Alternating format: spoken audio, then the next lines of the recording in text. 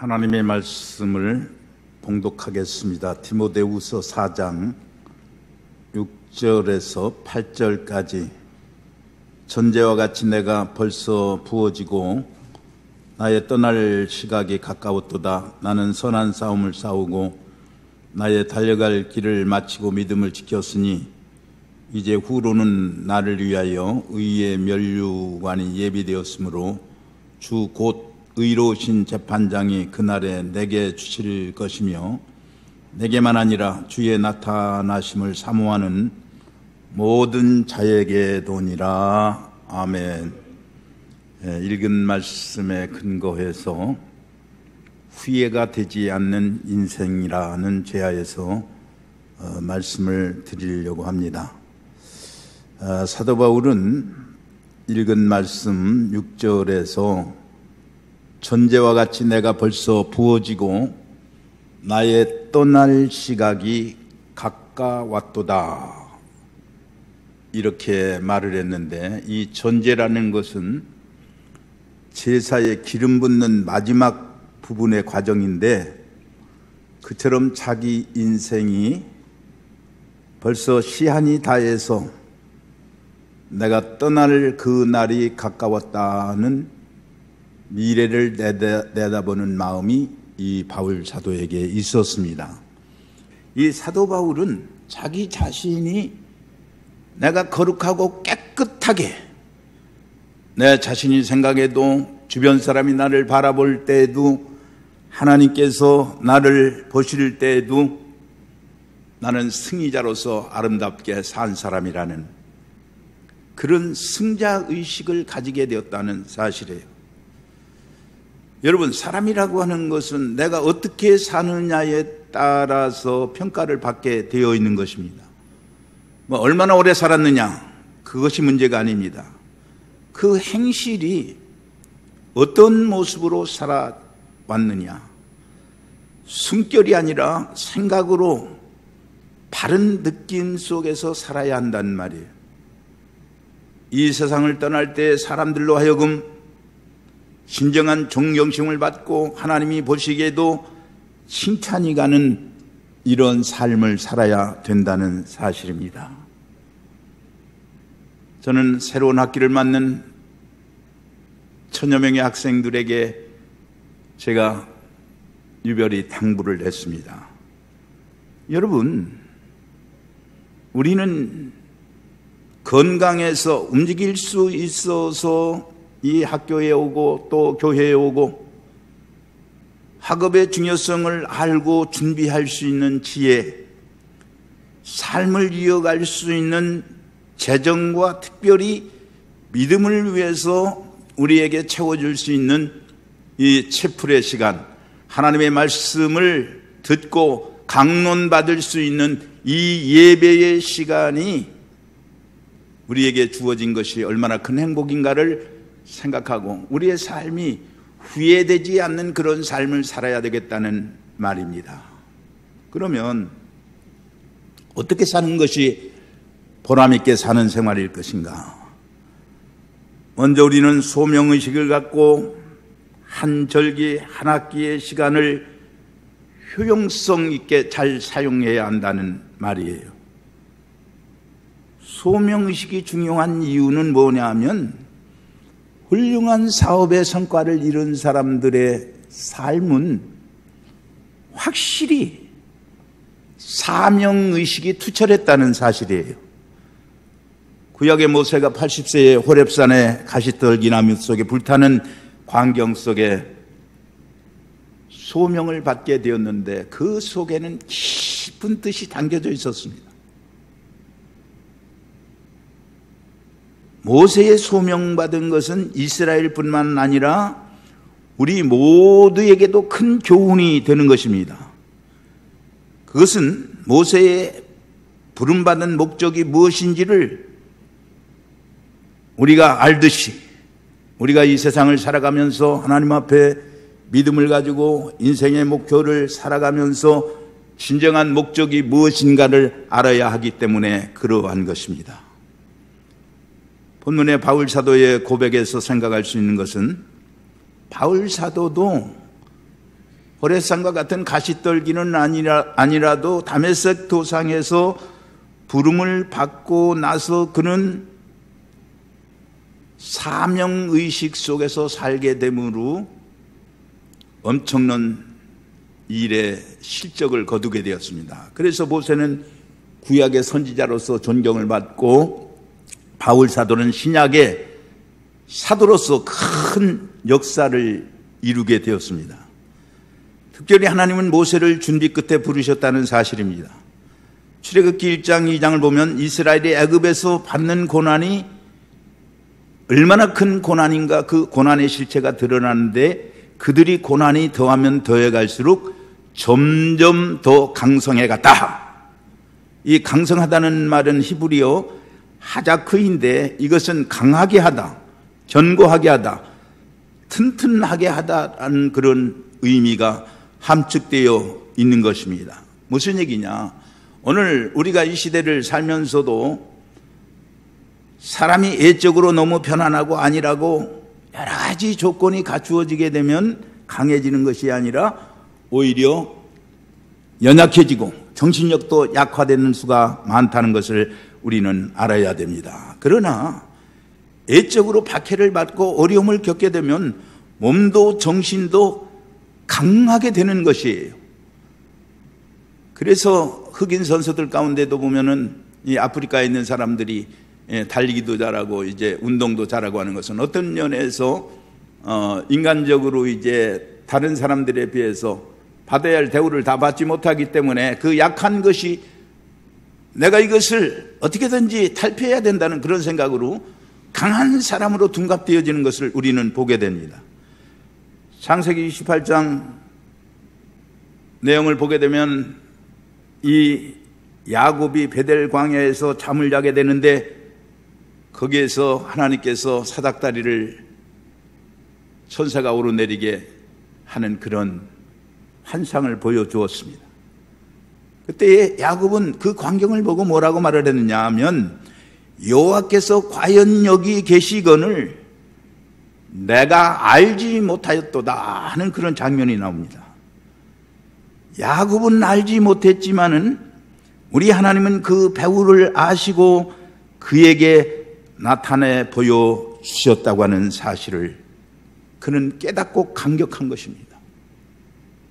여러분, 우리가 빨리 알 것은 내가 깨닫지 못하지만은 하나님께서 신비한 방법으로 나의 길을 딱 준비시켜 주셨다 하는 말이에요.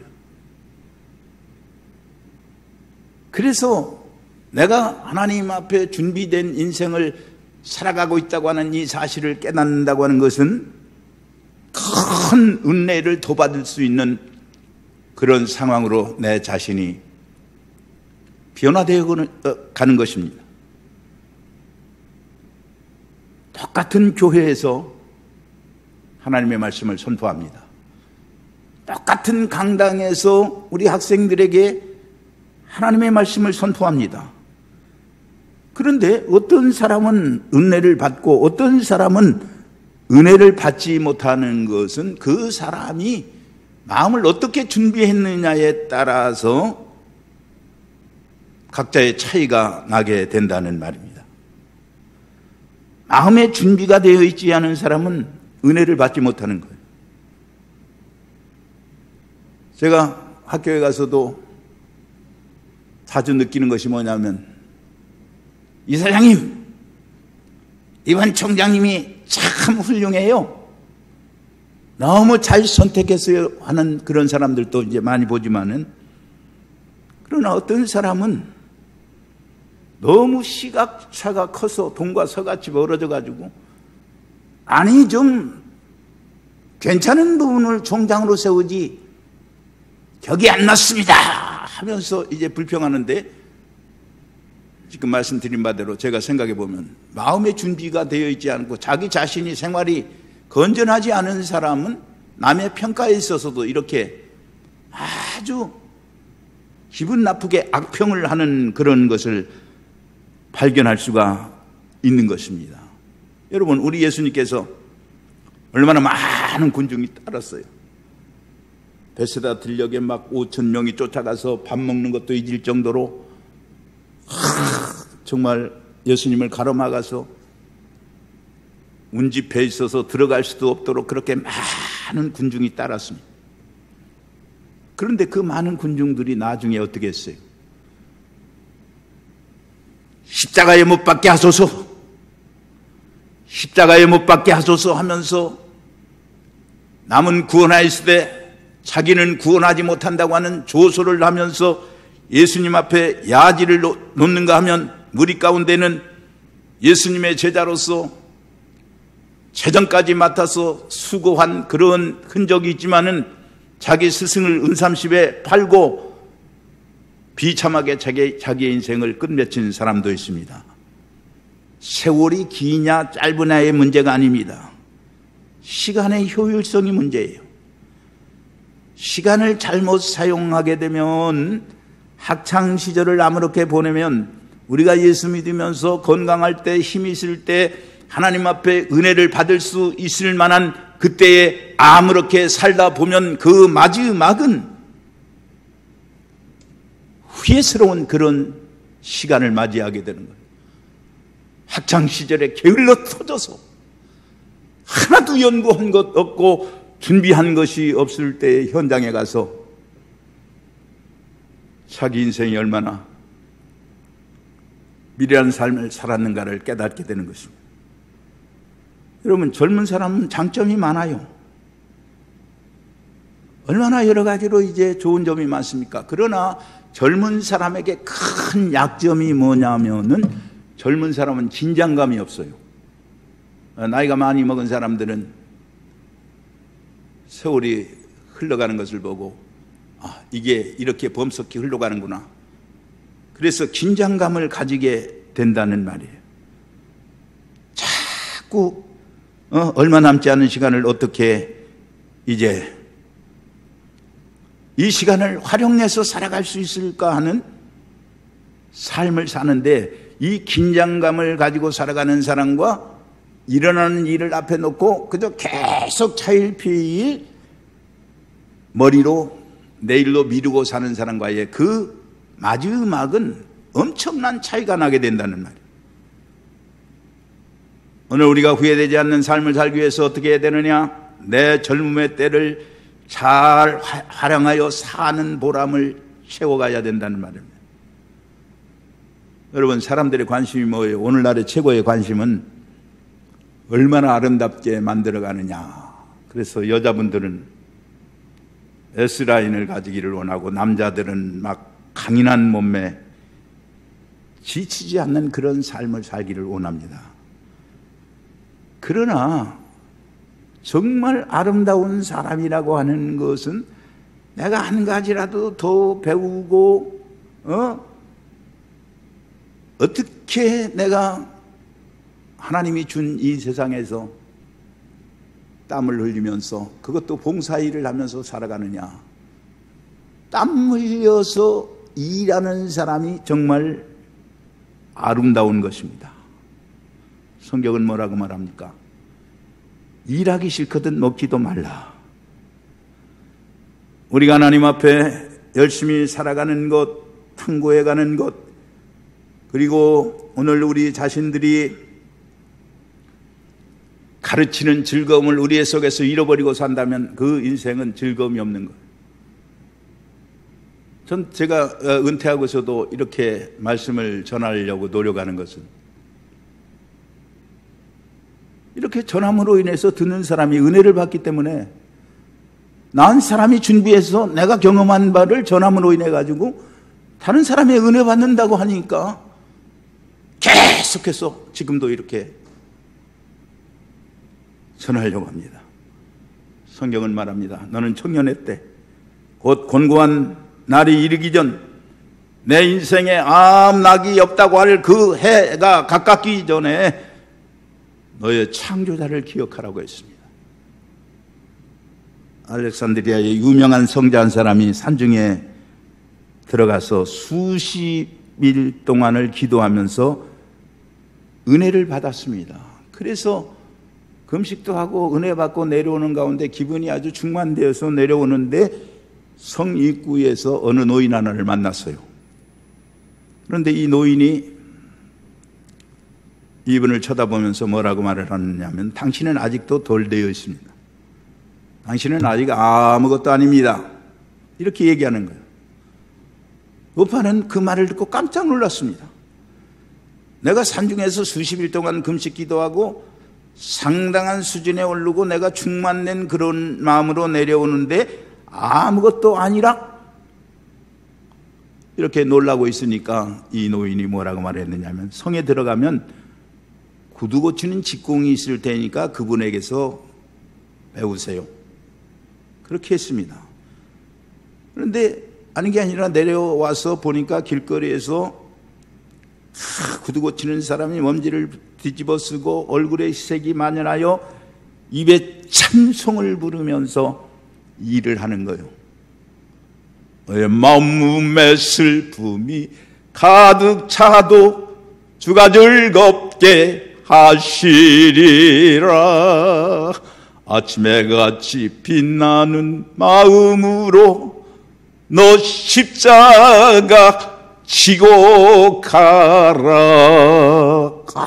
그렇게 구두직공이 이런 즐거운 마음으로 일하는 것을 보고 너무 감동이 되어서 내가 기도할 때 금식하면서 가졌던 그 충만했던 생각이 그분 앞에서 다 잊어버리고 진리를 새롭게 배우게 되었다는 말이에요.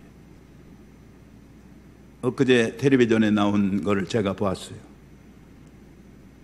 어떤 사람이 연 매출을 트럭에다가 참외장사해서 80억을 매출하는 사람이 그 사업하게 된 동기를 방영하는 거였어요. 너무 생활이 어려워서 이 젊은 분이 트럭 하나를 사가지고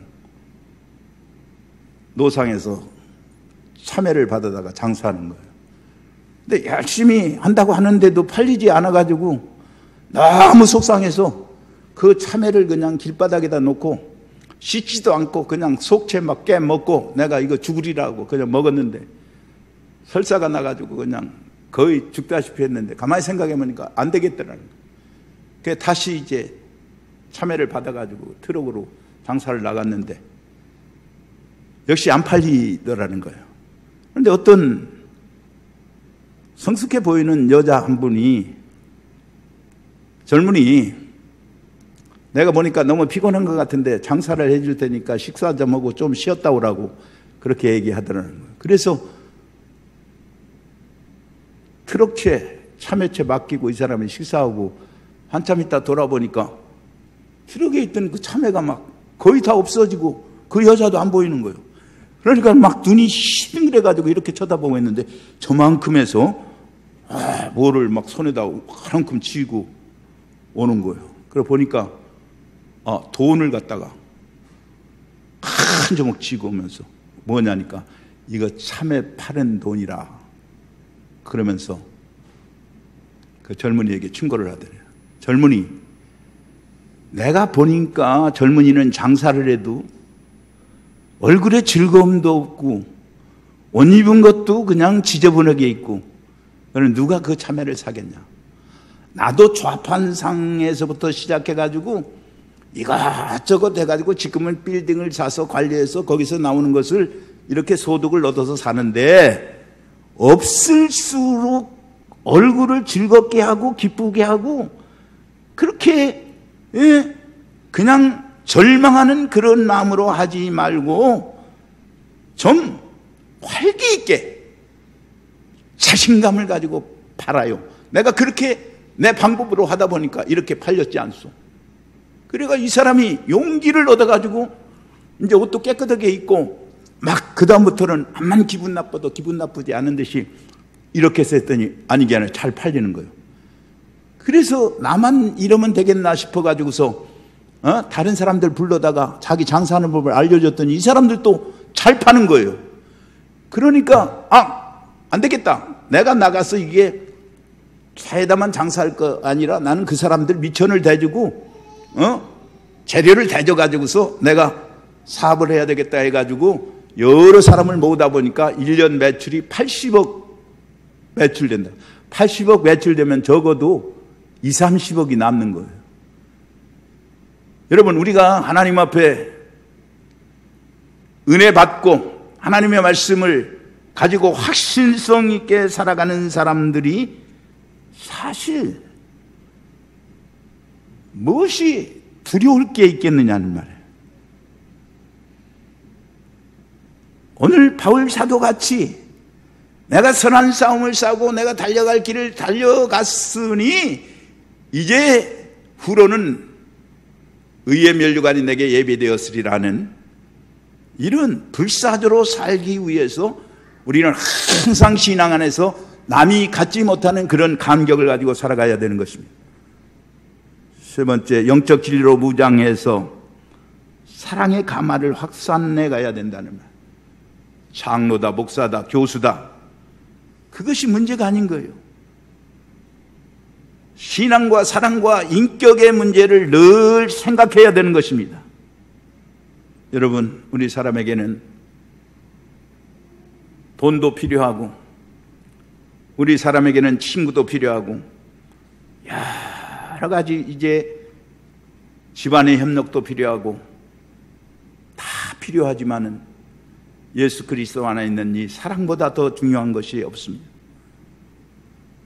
어떤 사람 하나가 왕으로부터 이끌어라는 어명을 받았습니다. 한 친구는 내가 거기에 갈 수가 없다, 함께 갈 수가 없다, 단호히 거절했습니다. 두 번째 친구는 내가 가기는 가되 그 궁궐 문 앞에서 나는 돌아오겠다. 세 번째 친구는 뭐라고 했느냐면 나는 자네가 좋은 사람이고 훌륭한 사람이라는 것을 왕께 얘기하고 자네의 장래를 위해서 축복하겠네 대답했습니다. 탈무드에는 이것을 뭐라고 말했느냐? 첫 번째 친구는 물질, 돈이라는 건 늘 필요하고 좋아하지만은 우리 인생이 마지막 때에 아무런 도움을 줄 수 없다는 것이고, 두 번째 친구는 뭐냐면 집안 친척, 부모 형제, 아무리 잘해줘봤자 장례식장 그 장소에까지만 한정이 되어 있지만은 하나님만에서 사랑이라고 하는 것은 죽음 저편에서까지 영원한 것이기 때문에 달갑지 않아 보여도 이 사랑 안에서 사는 것이 인생의 행복이라는 것을 말하고 있습니다. 이제 끝을 맺으려고 합니다. 하나님께서 우리를 구원하실 때 하나님께서 미리 아신 자들을 미리 정하시고, 미리 정하신 자들을 부르시고, 미리 부르신 자를 의롭다 하시고, 의롭다 하신 자를 영원롭게 하셨느니라 했습니다. 사도 바울은 나는 선한 싸움을 싸우고 달려갈 길을 마치고 믿음을 지켰으니 이제 후로는 나를 위하여 의의 면류관이 예비되었으므로 곧 의로운 재판관이 나타나실 때에 내게만 아니라 주의 나타나심을 사모하는 모든 사람에게 도니라. 인생의 최고의 보람은 부귀 영화의 장수에 있는 것이 아닙니다. 사는 날 동안 어떻게 사느냐에 달려 있습니다. 우리에게 허락된 단 한 번의 기회인 이 세월, 건강과 재물과 우리의 신앙 인격을 잘 활용해서 후회 없는 인생을 살 수 있기를 주의 이름으로 기원을 드립니다.